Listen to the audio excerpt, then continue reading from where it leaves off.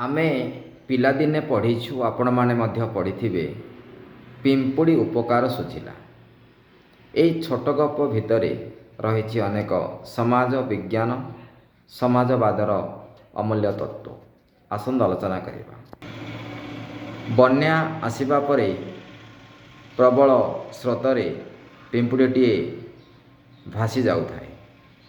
ଏତିକି ବେଳେ ଗଛ ଉପରେ ଥାଇ ପକ୍ଷୀଟିଏ ଦେଖୁଥାଏ ପିମ୍ପୁଡ଼ି ବଞ୍ଚିବା ପାଇଁ ଚେଷ୍ଟା କରୁଛି। ଏହି ଚେଷ୍ଟାକୁ ସକ୍ରିୟ କରିବା ପାଇଁ ଗଛରୁ ପତ୍ରଟିଏ ପକାଇ ଦେଇଛି ପକ୍ଷୀଟି।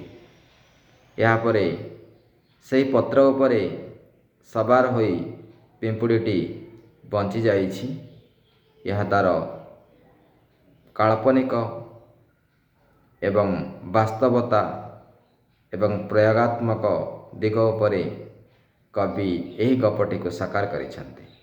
ଏମିତି ଅନେକ ସମୟ ବିତି ଯାଇଛି।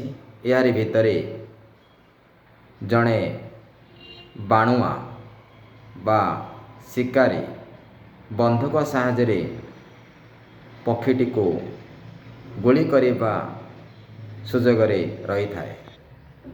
ପକ୍ଷୀଟିକୁ ଗୁଳି କରିବା ଚେଷ୍ଟା କରନ୍ତେ ପିମ୍ପୁଡ଼ିଟି ସେହି ଶିକାରୀର ପାଦକୁ କାମୁଡ଼ି ଦେଇଛି। ଏହାପରେ ବନ୍ଧୁକର ଲକ୍ଷ୍ୟ ବିଚ୍ୟୁତ ହୋଇଯାଇଛି, ଯାହାଦ୍ୱାରା ପକ୍ଷୀଟି ଶବ୍ଦ ଦ୍ୱାରା ଉଡ଼ିଯାଇଛି। ପକ୍ଷୀ ଉଡ଼ିଯିବା ପାଇଁ ଶବ୍ଦ ସାହାଯ୍ୟ କଲା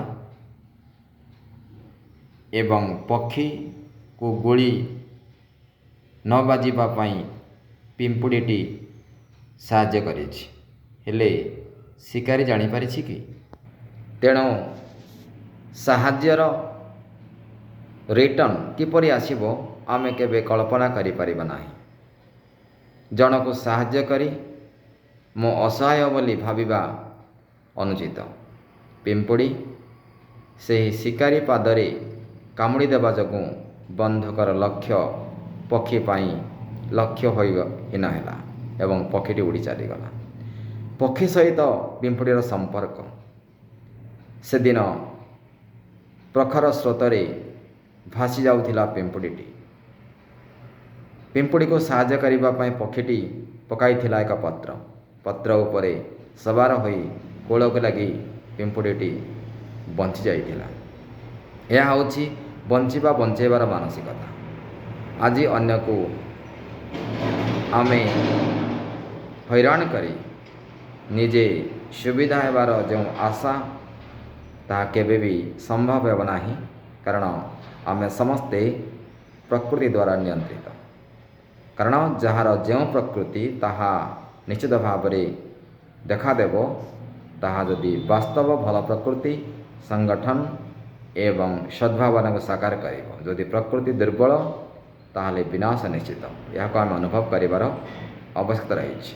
ପିମ୍ପୁଡ଼ି ଏବଂ ପକ୍ଷୀ ଏହି ଦୁଇ ପ୍ରକୃତିକୁ ନେଇ ଆଜିର ଏହି ଉପସ୍ଥାପନା ଆପଣମାନଙ୍କ ପାଇଁ କେତେ ଠିକ୍ ରହିବ, କେତେ ଭୁଲ ରହିବ, ତାହାର ବିଚାରକୁ ଆପଣମାନେ।